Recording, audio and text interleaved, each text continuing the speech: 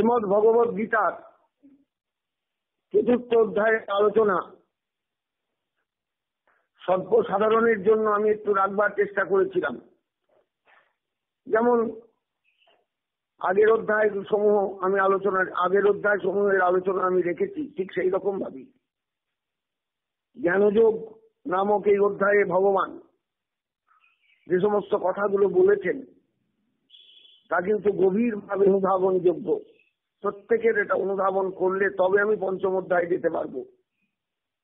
আলোচনা হয়তো হয়েছে, গতকাল আমি একটা সামারি বা একটা সারসংক্ষেপও আপনাদের কাছে রেখেছি, কিন্তু তবুও কি সব কথা বলা হয়েছে?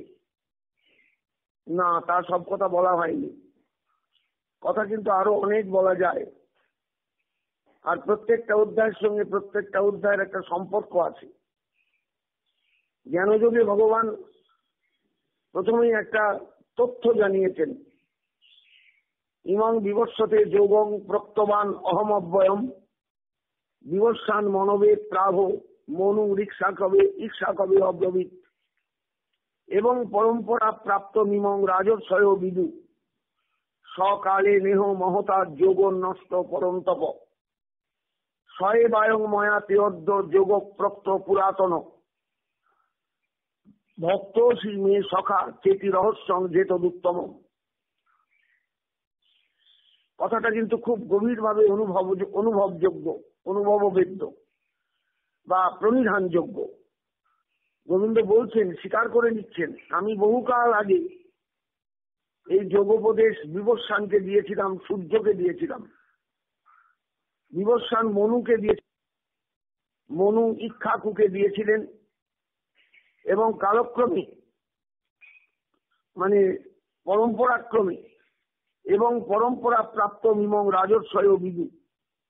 ইক্ষ্বাকু একজন রাজার নাম, রামচন্দ্রের পূর্বপুরুষ। সেই রাজ পরম্পরায় মানে রাজার পর রাজা পেলেন, তারপর আরেকজন রাজা পেলেন, এইভাবে যোগোপদেশ কিন্তু জগতে এসেছে।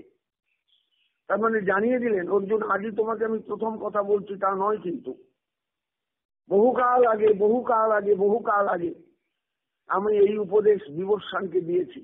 বিবস্বান মনুকে দিয়েছিলেন, পরবর্তীকালে মনু দিয়েছিলেন ইক্ষ্বাকুকে, এবং এই রাজাদের সূত্র ধরে এই যোগ জগতে এসে প্রচলিত হয়েছে, এবং পরম্পরা প্রাপ্ত মিমং রাজর্ষয় বিদু, রাজারাও এই যোগের কথা জানতেন, এই যোগোপদেশের কথা।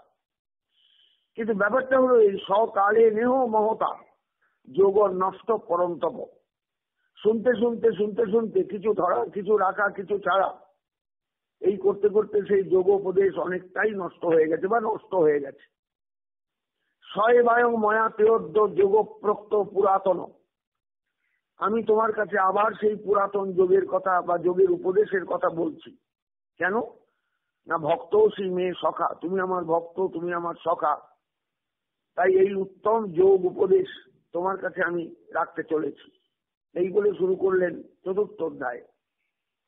আপনারা নিশ্চয়ই অনুধাবন করতে পেরেছেন বা অনুভব করতে পেরেছেন, যদি প্রত্যেক দিনের আলোচনাটা শুনে থাকেন তাহলে নিশ্চয়ই ধরতে পেরেছেন যে এই যোগোপদেশ গীতার নিজস্ব সম্পদ, গীতার সম্পূর্ণ নিজস্ব একটি বিশিষ্ট ধর্মমত, অর্থাৎ কর্ম এবং যোগের একটা সমুচ্চয়, কর্ম এবং যোগের একটা মেলবন্ধন। যিনি কর্মী তিনি জ্ঞানযুক্ত হয়েই কর্মে প্রবৃত্ত হবেন, জ্ঞানী হয়েই কর্মে প্রবৃত্ত হবেন, জ্ঞানকে বাদ দিয়ে নয়। যে কারণে এই অধ্যায়ের মধ্যে পরিষ্কার গোবিন্দ বলেছেন, নহি জ্ঞানেন সদৃশং পবিত্রম ইহ বিদ্যতে তৎস্বয়ং যোগ সংসিদ্ধ কালেন আত্মনি বিন্দতি। তুমি যথাকালে নিজের আত্মার মধ্যেই এটা অনুভব করবে যে জ্ঞানের থেকে পবিত্র আর কিছু নেই। জগতের সবচেয়ে পবিত্র বস্তু হলেন জ্ঞান, জ্ঞান, জ্ঞান, জ্ঞান। অর্থাৎ যে জ্ঞানের আলোকে তাকে জানা যায়, যে জ্ঞানের আলোকে আলোকিত হলে কর্ম শুদ্ধ হয়, কর্মে জটিলতা থাকে না, কর্মবন্ধন থাকে না, কর্ম নিষ্কাম কর্মে পরিণত হয়। ঈশ্বরের সমর্পিত হয়ে কর্ম একটা বিশেষ আনন্দ বহন করে আনে কর্মীর কাছে। এই যে জায়গাটা, এটা কিন্তু গীতার নিজস্ব ধর্মমত। এটা ভারতবর্ষে থাকলেও পরম্পরাক্রমে সেটা ম্লান হয়ে গিয়েছিল একদিন। সেই ম্লান হওয়া যোগধর্ম, ম্লান হওয়া গীতোক্ত যোগধর্ম আমাদের কাছে পৌঁছে দিলেন ভগবান শ্রীকৃষ্ণ পার্থসারথী রূপে। এবং যখন অধ্যায় শেষ হলেন, তখন অধ্যায়ের শেষের শ্লোকগুলো একটু ভাবুন, প্রত্যেকে একটু চিন্তা করুন, তাহলে অনুধাবন করতে পারবেন যে গীতার এই ধর্মমতকে ভগবান কিভাবে বিশ্লেষণ করে আমাদের কাছে পৌঁছে দিলেন। যোগ সন্ন্যস্ত কর্মাণং জ্ঞান সংশীর্ণ সংশয়ং আত্মবন্তং ন কর্মাণি নিবদ্ধন্তি ধনঞ্জয়। হে ধনঞ্জয়, যোগে সন্ন্যস্ত হয়েছে যার সমস্ত কর্ম, কর্মকে যিনি যোগে পরিণত করতে পেরেছেন। কর্ম শুধু কর্ম নয়, কর্মটাই যোগ, কর্মই যোগ।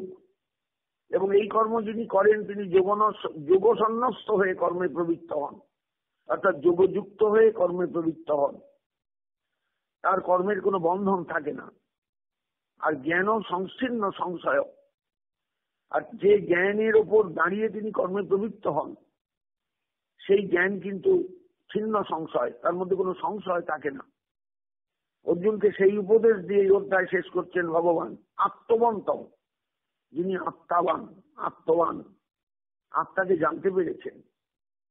এই খাঁচার মধ্যে যিনি আছেন অনাদি অনন্ত কাল ধরে, এই খাঁচার যিনি পরিচালক, এই খাঁচার যিনি নিয়ন্ত্রণ কর্তা, যার ইচ্ছায় জীব দেখে, যার ইচ্ছায় জীব শোনে, যার ইচ্ছায় জীব খায়, যার ইচ্ছায় জীব বলে, সেই যে বস্তু, সেই যে তত্ত্বটা, সেই তত্ত্বকে যিনি বুঝতে পেরেছেন, জানতে পেরেছেন, ধরতে পেরেছেন, অনুভব করতে পেরেছেন, তার কোনো কর্মবন্ধন থাকে না। বিষয়টা দাঁড়ালো কি তাহলে? যে কর্মী শুধু কর্ম করে যাবেন, গাধার মতন খেটে যাবেন তা নয়, কিন্তু তিনি গাধা নন, তিনি প্রকৃত কর্মযোগী। এই যোগের সঙ্গে কর্মের একটা অদ্ভুত মেলবন্ধন এই অধ্যায়ে আমরা পেলাম গোবিন্দের শ্রীমুখে। তস্মাদ অজ্ঞান সম্ভূতং হৃৎস্থং জ্ঞানসীনাত্মন চিত্তৈনং সংশয়ং যোগম আতিষ্ঠ উত্তিষ্ঠ ভারত। অর্জুন, শেষ শ্লোক, তস্মাদ অজ্ঞান সম্ভূতম হৃৎস্থং জ্ঞানসীনাত্মন। হৃদয়ের মধ্যেই আছে যে অজ্ঞান সম্ভূত যে সংশয় বোধ, সংশয়ের জাল, তাকে জ্ঞানসী দিয়ে, জ্ঞান তরোয়াল দিয়ে, জ্ঞান খর্গ দিয়ে তাকে কাটতে হবে, তাকে নষ্ট করতে হবে। চিত্তৈনং, তাকে ছেদন করতে হবে। কাকে না? সংশয়কে। আমাদের ভেতরে অনেক সময় সংশয় এসে ভিড় জমায়, সন্দেহ এসে ভিড় জমায়। এই সংশয়কে কাটিয়ে উঠতে না পারলে, সংশয়কে দূরে সরাতে না পারলে, ভেতরটা সংশয়হীন না হলে সন্দেহাকুল চিত্ত দিয়ে কিচ্ছু হয় না। আমি যে সাধনে বসেছি সেই সাধনটা আমাকে কোথায় নিয়ে যাবে এই সম্পর্কে স্থির একটা বিশ্বাস আমার থাকা দরকার। কিন্তু যদি সেই বিশ্বাসটা স্থির না হয় তাহলে আমি সংশয়ী। সংশয়ীর কিন্তু জগতে কোনো স্থান নেই। সংশয় আত্মা বিনশ্বতি, সংশয়ী যে সে নষ্ট হয়ে যায়। অতএব ভেতরে হৃৎস্থং জ্ঞানসীন আত্মন, ভেতরে যে আছে তোমার জ্ঞান, যে বোধ, যে চেতনা, সেই চেতনাকে জাগ্রত করে সেই খড়গ হাতে নিয়ে তুমি সংশয়কে ছিন্ন করো। যোগম আতিষ্ঠ, যোগে স্থির হও, যোগযুক্ত হও। তোমার কর্ম যেন সাধারণ কর্ম না হয়, তোমার কর্ম যেন প্রকৃত কর্মে পরিণত হয়। ভগবৎ শরণাগতিময় কর্ম, ভগবানের সমর্পিত হয়ে যে কর্ম, সেই কর্ম তোমার যেন ভেতরে জাগ্রত হয়। তবেই তুমি প্রকৃত কর্মযোগী হয়ে উঠতে পারবে। এই যোগী হওয়ার পেছনে থাকবে তোমার অসাধারণ একটা জ্ঞানের, একটা অসাধারণ একটা বাতাবরণ। এই জন্যই ভগবান বলেছেন আগে যে জ্ঞানের থেকে পবিত্র জগতে আর কিচ্ছু নেই। যোগ সংসিদ্ধ হলে মানুষ সেই জ্ঞানের উপস্থিতিটা টের পায়। সাধারণ জীবের পক্ষে এই উপস্থিতি, এই অনুভব কিন্তু কোনোদিনই সম্ভব নয়। অতএব কোথায় নিয়ে গেলেন ভগবান এই অধ্যায়ের শেষে মানুষকে বা শ্রোতাকে, এটা কিন্তু একটু বোঝার বিষয়, প্রত্যেকের বোঝা দরকার, নইলে আমি পরের অধ্যায় যেতে পারছি না। আমি যদিও একটা সামারি করেছি গতকাল, তবুও সামারির পরেও কিন্তু সামারির প্রয়োজন আছে, বিষয়টাকে আরো বোঝাবার দরকার আছে। কারণ গীতা আমি আলোচনা করতে বসেছি সাধারণ মানুষের জন্য, যারা কখনো গীতার সান্নিধ্যে আসেন না, গীতার অনুভব যাদের ভেতরে জাগ্রত হয় না, গীতার অনুভব যাদের ভেতরটাকে আলোকিত করে না, তাদের জন্য। আশা করি যারা শুনছেন, যারা শুনে চলেছেন, তারা নিশ্চয়ই অনুধাবন করতে পারবেন এটাই তার আসল ধর্মমত, যে যোগ সন্ন্যস্ত কর্মানং জ্ঞান সংসীর্ণ সংশয়ং আত্মবন্তং ন কর্মাণি নিবদ্ধন্তি ধনঞ্জয়। হে ধনঞ্জয়, তিনটে জিনিস, সমস্ত কর্ম যোগযুক্ত হয়ে কৃত হয়েছে। যোগ সন্ন্যস্ত কর্মা, যোগে সম্পূর্ণ সমাহিত হয়ে সাধক মানে কর্মী কর্মে প্রবৃত্ত হয়েছে। জ্ঞান সংসীর্ণ সংশয়, যে জ্ঞান ভেতরে জাগ্রত হয়েছে সেখানে সংশয়ের কোনো স্থান নেই। তিনি আত্মাবান হয়েছেন, আত্মাকে উপলব্ধি করতে পেরেছেন যে আত্মা ভেতরে আছেন, আমাদের কাছে চিরকাল প্রতিটা জীবনেই একদম সম্পূর্ণ অপরিচিত অবস্থায়, তাকে আমরা চিনতে পারিনি, তাকে আমরা বুঝতে পারিনি, তাকে আমরা জানতে পারিনি। এইরকম যদি কোনো মানুষ তৈরি হন, এইরকম যদি কোনো সাধক যোগযুক্ত হয়ে সংশয় শূন্য হয়ে আত্মজ্ঞানী হয়ে জগতে চলেন, সেই ভদ্রলোকটি কেমন, তার পরিচয়টা কেমন হবে, তার দৃষ্টিভঙ্গি কেমন হবে, তার পদক্ষেপগুলো সংসারে কেমন হবে। সেই জন্যই ভগবান শেষ করছেন কেন, যে তুমি আতিষ্ঠ, যোগ আতিষ্ঠ, তুমি যোগে যুক্ত হয়ে চলো, এবং উৎকৃষ্ট ভারত, তুমি যুদ্ধ করো অর্জুন। এই যোগে যুক্ত হয়ে, এই যোগে যুক্ত হয়ে যে কথাগুলো আমি তোমায় বললাম, যে কথাগুলো তোমার কাছে আমি বোঝাবার চেষ্টা করলাম, সেই পুরনো দিনের পুরনো কথা, যা আমি বহুকাল আগে বলেছি বিবস্বানকে। বিবস্বান মনুকে বলেছেন, মনু ইক্ষ্বাকুকে বলেছেন। রাজারা পরম্পরায় ক্রমে যে যোগ উপদেশ পেয়েছিলেন, একদিন শুনতে শুনতে ধরতে ধরতে কিছুটা নষ্ট হয়ে গেছে। তাই নষ্ট যে যোগ উপদেশ, নষ্ট যে যোগ উপদেশ আমি আবার শুদ্ধভাবে তোমার কাছে বলছি, তুমি শোনো। সেই যোগ উপদেশ বলা শেষ হলো, যোগ উপদেশ দেওয়া শেষ হলো ভগবানের 42 সংখ্যক শ্লোকে, চতুর্থ অধ্যায় মানে শেষ শ্লোকে। তস্মাৎ অজ্ঞান সম্ভূতং হৃৎস্থং জ্ঞানসীনাত্মনং চিত্তৈনং সংশয়ং যোগম আতিষ্ঠ উৎকৃষ্ট ভারত।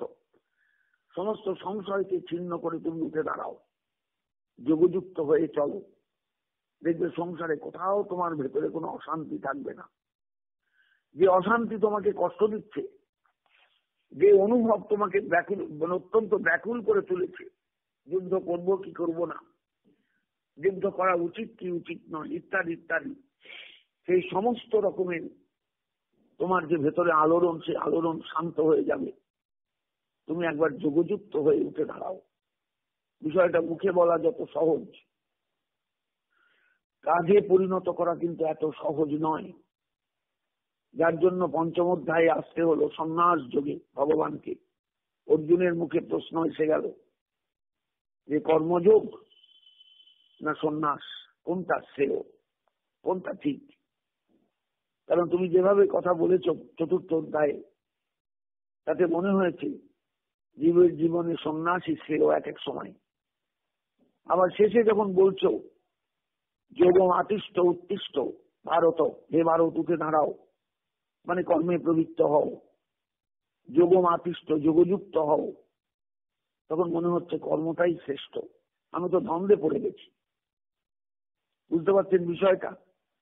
গীতার যে প্রাচীন উপদেশ, যে প্রাচীনতার কথা গোবিন্দ এই অধ্যায়ে বলে এসেছেন, যে প্রাচীন উপদেশ লোক পরম্পরায়, শ্রুতি পরম্পরায় শুনতে শুনতে কিছুটা হারিয়ে গেছে, নষ্ট হয়ে গেছে। পরিষ্কার বলেছেন যোগ নষ্ট পরমতম, সেই যোগোপদেশ নষ্ট হয়ে গেছে। শয়বায় মায়াতে অদ্য যোগ প্রক্ত পুরাতন। আমি আবার তোমাকে সেই পুরাতন যোগ উপদেশ দান করছি। তুমি আমার ভক্ত, তুমি আমার সখা, তুমি আমার প্রিয়, তাই তোমাকে আমি উপদেশ দিচ্ছি, তুমি শোনো ভালো করে।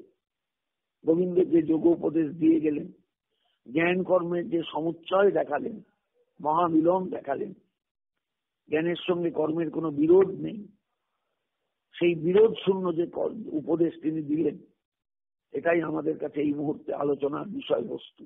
অর্জুন সেইভাবেই প্রশ্ন করেছেন।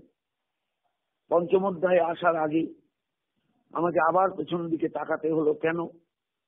না, এই যে প্রাচীন যোগ উপদেশ, যাকে গীতার যোগ উপদেশ বলা যায়, গীতার উপদেশ বলা যায়, স্বতন্ত্র উপদেশ বলা যায়, সেই উপদেশটা আমরা সবাই বুঝেছি তো, বুঝতে পেরেছি তো?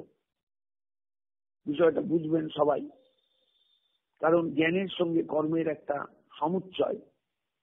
জ্ঞান কর্ম বিরোধী নয়, জ্ঞান কর্ম বিরোধী নয়। মানুষ যদি প্রকৃত জ্ঞানের অনুভব পায়, তাহলে তার কর্ম পরিশুদ্ধ হয়ে যাবে, কোনো কর্মবন্ধন তার থাকবে না, কর্মের কোনো জটিলতা তার জীবনে থাকবে না। কর্ম তাকে মোহমুক্ত করবে, সংশয় উত্তীর্ণ করবে, সংশয় দূরীভূত হয়ে যাবে, সন্দেহ থাকবে না, সংশয় থাকবে না, সে কর্মে প্রবৃত্ত থাকবে সব সময়। সমস্ত কর্ম ঈশ্বরের কর্ম, এই ভাবনা নিয়ে চলবে এবং কর্মফল কখনোই কামনা করবে না যে আমার এই ফলটা দরকার। সমস্ত ফল ভগবত পাদপদ্মে সমর্পিত হবে, সমর্পণ করে সে চলবে। যা করেছে সকাল থেকে সন্ধ্যা পর্যন্ত, আমি একটা মন্ত্র বলি, বাবার শেখানো মন্ত্র, ইতঃপূর্বং প্রাণ বুদ্ধি দেহ ধর্মাদি কারত, জাগ্রত স্বপ্ন সুষুপ্তাবস্থাসু, মনসা বাচা হস্তাভ্যাং পদ্মা মুদরীন শিষ্ণা, যৎসৃতং যদুক্তং যৎকৃতং তৎসর্বং মম ইষ্টদেব চরণে সমর্পিতমস্তু। সব সমর্পণ করে দিলাম, নিজের জন্য কিচ্ছু রাখলাম না। কর্তা সাজাটা ঠিক নয়, কর্তা সাজলে বিপদ আছে। সব কিছু দিয়ে দিলাম আমার ঈশ্বরের চরণে সমর্পণ করে দিয়ে। এইবার আমি নিষ্কাম কর্মে প্রবৃত্ত হলাম, আমি কর্ম সন্ন্যাসী হলাম। কর্ম সন্ন্যাসী অর্থাৎ কর্ম করছি, সব কর্ম করছি, কিন্তু কর্ম করবার সময় আমি সবসময় অনুভব করছি আমি কর্মের কর্তা নই, আমি কর্মের ভোক্তা নই, আমি কর্মের অভিমান নিয়ে চলি না যেটা আমার কর্ম, সব ঈশ্বরের কর্ম। আমি শুধুমাত্র তার হয়ে কাজ করে যাচ্ছি। সংসার প্রতিপালন থেকে আরম্ভ করে সংসারের অসংখ্য কর্তব্য সম্পাদন সব তার কর্ম। আমি শুধু আছি সেই কর্মের দেখভাল করার জন্য, কর্মটা যাতে বন্ধ না হয় সেই দিকে তাকিয়ে কর্মের গতিটাকে অব্যাহত রাখতে আমার কর্মে প্রবৃত্ত হওয়া। মারাত্মক ব্যাপার, কিন্তু এত সহজ ব্যাপার নয়। আমরা তো প্রতি মুহূর্তে অভিমান নিয়ে চলি, আমি করেছি, ফলটা আমি পাবো, আমার এটা কাজ, আমায় করতে হবে, সব আমি আমি আমি। কিন্তু প্রকৃত গীতার এই চতুর্থ অধ্যায়ের জ্ঞানযোগের নিট আলোচনায় তাই হলো, সমস্ত কর্মফল ঈশ্বরের সমর্পণ করে, কোন কর্মের ফল নিজের জন্য না রেখে ঈশ্বরের সমর্পিত হয়ে থাকা জীবনে, সব কর্মে প্রবৃত্ত হওয়া, কিন্তু কোন কর্মকেই নিজের বলে মনে না করা, একটা সন্ন্যাসীর জীবন যাপন করা। সন্ন্যাসী যেমন সবকিছু ত্যাগ করে চলেন, তেমনি সাধকও তেমনি সমস্ত কর্মের ফল ত্যাগ করে, কর্মের যে নানা রকম হাতছানি, সেই হাতছানিগুলোকে এড়িয়ে কর্মে প্রবৃত্ত হয়ে চলবেন, কিন্তু কোনো লোভ লালসার মধ্যে থাকবে না। কি পাবো এই হিসাবটা থাকবে না, যা জোটে তাই হবে, যা ফল হবে তাই হবে। এইরকম একটা জায়গায় মানুষকে গিয়ে দাঁড় করিয়ে দিলেন ভগবান।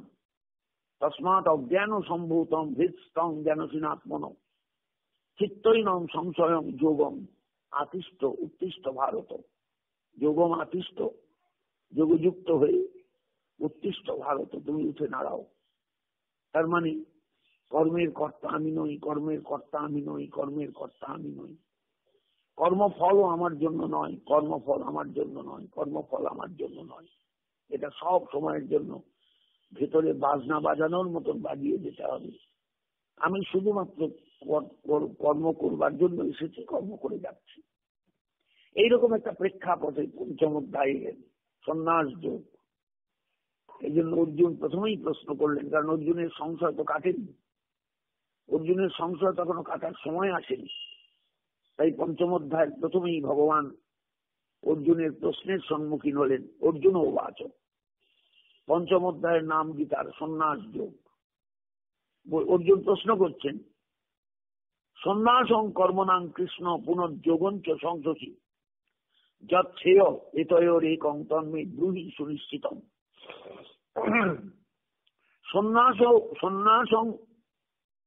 সন্ন্যাস কর্মণাং কৃষ্ণ, হে কৃষ্ণ, কৃষ্ণ কর্মের সন্ন্যাস। তুমি বললে কর্মের সন্ন্যাসের কথা, পুনর্যোগঞ্চ সংশোচি, আবার যোগের কথাও বলছো। যচ্ছেয় এতয়োরেকং তন্মে ব্রূহি সুনিশ্চিতম। অর্জুন কি বললেন, হে কৃষ্ণ, কর্মণাং সন্ন্যাসং পুনঃ যোগং চ সংশোচি, তুমি কর্মের সন্ন্যাসের কথা বললে, অর্থাৎ কর্ম ত্যাগের সন্ন্যাস মানে ত্যাগের কথা বললে, আবার কর্মযোগের কথাও, পুনরায় কর্মযোগের কথাও তুমি শোনাচ্ছ। এটাও এই দুটোর মধ্যে যৎ শ্রেয়, যেটা মঙ্গলজনক, তৎ একং মে নিশ্চিতং ব্রূহি, সেইটাই আমায় নিশ্চিত করে বলো, আমি কর্ম পালন করব না সন্ন্যাস নিয়ে চলবো। বিষয়টা দেখবেন ভালো করে। গোবিন্দ অর্জুনকে চতুর্থ অধ্যায়ে যে জ্ঞানযোগের উপদেশ দিলেন, যে জ্ঞানের মধ্যে সন্ন্যাসের কথা বারবার বললেন, সেই সন্ন্যাসের সম্পর্কে অর্জুনের মনে সংশয় এসেছে যে কর্মযোগ, কর্ম এবং সন্ন্যাস, সমস্ত কর্মে সন্ন্যাস এবং সঙ্গে সঙ্গে কর্মযোগ, এই দুটোর মধ্যে শ্রেয় কোনটা, ভালো কোনটা?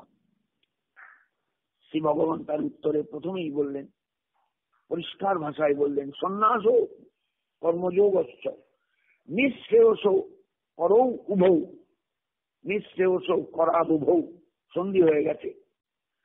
তয়স্তু কর্মসন্ন্যাসাৎ কর্মযোগ বিশিষ্যতে, পরিষ্কার বলে দিলেন, সন্ন্যাস ও কর্মযোগ নিঃশ্রেয়স করৌ উভৌ। জানো অর্জুন, এই দুটোই কিন্তু নিঃশ্রেয়স্কর। নিঃশ্রেয়স্কর মানে নিঃশেষে ন শ্রেয় যস্মাৎ, অর্থাৎ কর্মযোগেও মানুষের মুক্তি হতে পারে, আবার সন্ন্যাসেও মানুষের মুক্তি হতে পারে। কর্মও শ্রেয়, সন্ন্যাসও শ্রেয়। শুধু শ্রেয় নয়, নিঃশ্রেয়স করো, অর্থাৎ নিঃশ্রেয়স দান করতে পারে। এই দুটোই আলাদা আলাদা ভাবে নিঃশ্রেয়স দান করতে পারে। এই দুটোই, সন্ন্যাস এবং কর্মযোগ, আলাদা আলাদা ভাবে দুটোই কিন্তু নিঃশ্রেয়সের কারণ, নিঃশ্রেয়স এনে দিতে পারে। নিঃশ্রেয়স কথাটা একদম দার্শনিক কথা, যে শ্রেয় লাভের পর আর কোন শ্রেয় লাভের জন্য বাসনা থাকে না, চেষ্টা থাকে না, প্রশ্ন থাকে না, সেই হলো নিঃশ্রেয়স। বলছেন সন্ন্যাস ও কর্মযোগ নিঃশ্রেয়স করৌ উভৌ, সন্ন্যাস এবং কর্মযোগ দুটোই নিঃশ্রেয়স্কর, দুটোই নিঃশ্রেয়স্কর, দুটোই মঙ্গলজনক, দুটোই কল্যাণকর, দুটোই মানুষের জীবনকে আলোকিত করে তুলতে পারে। কিন্তু তয়স্তু, দুটোর মধ্যে বলছেন তয়স্তু কর্ম সন্ন্যাস আর কর্মযোগ বিশিষ্যতে। এই সন্ন্যাস মানে কিন্তু গেরুয়া কাপড় পরা সন্ন্যাস নয়, এই সন্ন্যাস মানে হলো কর্ম সন্ন্যাস, অর্থাৎ কর্মত্যাগ। কর্মত্যাগ, আমরা প্রতিনিয়ত কর্মে প্রবৃত্ত হচ্ছি, প্রত্যেক মুহূর্তে অজস্র কর্ম আমাদের চারপাশে ঘিরে থাকে সবসময়, এটার পর এটা করবো, এটার পর এটা করবো, এটার পর এটা করবো। কিন্তু কর্ম সন্ন্যাস কথাটা কোনোদিন আমরা শুনিনি কোথাও, যে কর্ম সন্ন্যাস একটা রাস্তা। সেই জন্য অর্জুনের প্রশ্নের উত্তরে, অর্জুনের ধোঁয়াশা কাটাবার জন্য, সংশয় কাটাবার জন্য পরিষ্কার ভাষায় ভগবান বলছেন, সন্ন্যাস ও কর্মযোগ নিঃশ্রেয়স করৌ উভৌ। সন্ন্যাস এবং কর্মযোগ দুটোই কিন্তু নিঃশ্রেয়স্কর, নিঃশ্রেয়স দান করতে পারে।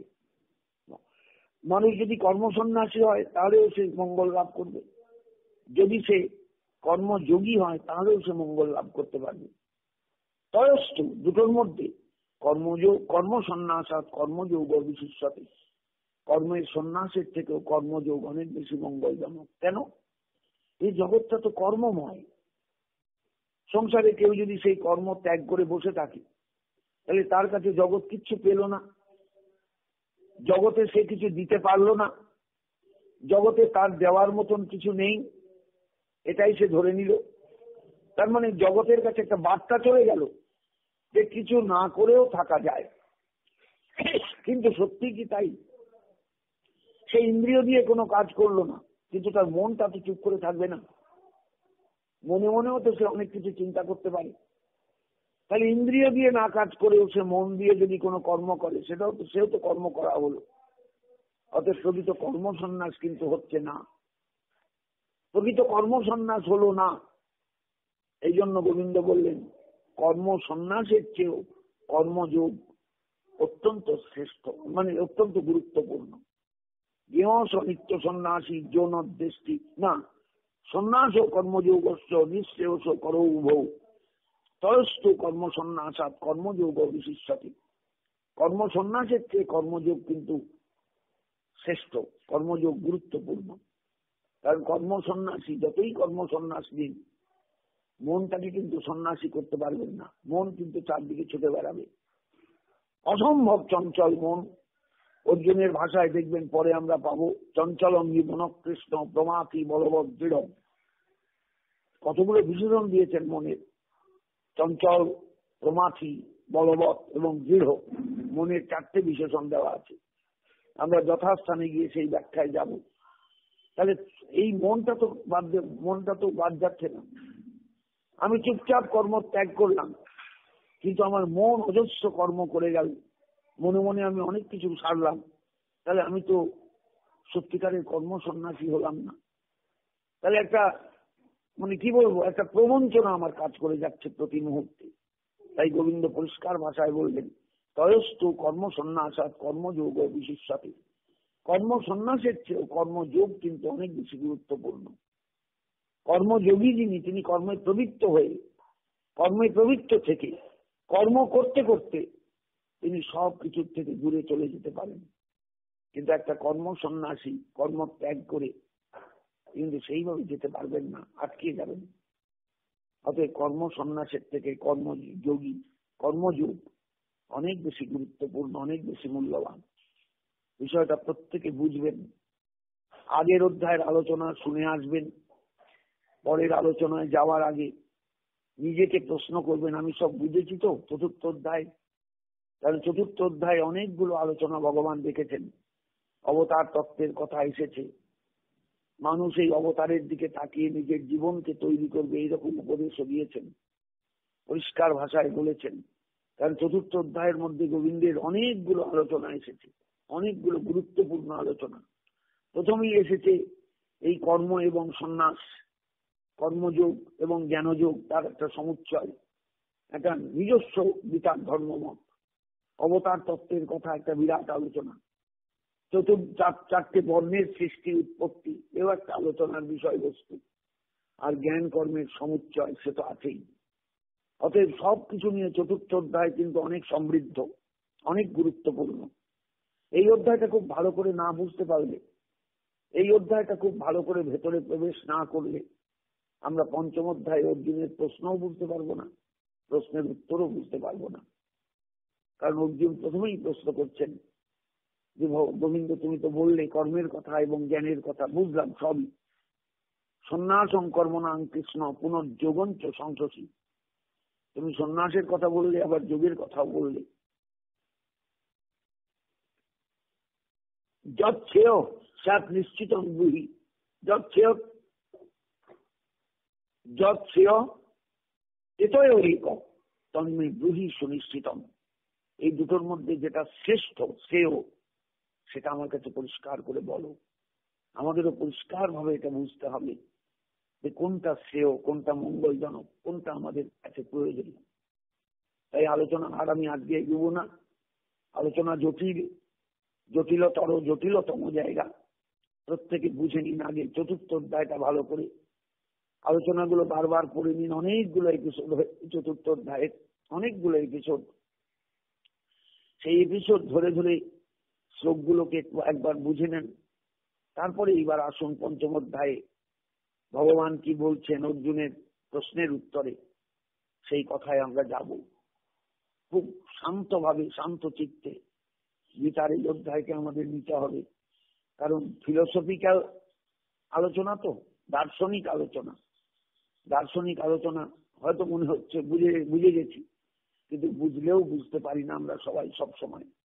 আমাদের বুঝে নিতে হয়, গভীরভাবে ধ্যানদৃষ্টি দিয়ে আমাদের বুঝে নিতে হয় যে কি বলতে চাওয়া হয়েছে, কি বলতে চেয়েছেন ভগবান, অর্জুনই বা কি বলতে চাইছেন। কারণ আমরা যদি নিজেদের ভাবি আমরা অর্জুন, আমরা অত্যন্ত কি বলবো সংশয়ী, আমাদের মধ্যে সংশয় কাজ করে চলেছে। আমাদের সেই সংশয় দূর করে তবে কথায় ঢুকতে হবে, তবে বুঝতে পারবো আমরা গীতার ভাষা, গীতার বক্তব্য, গীতার অনুভব।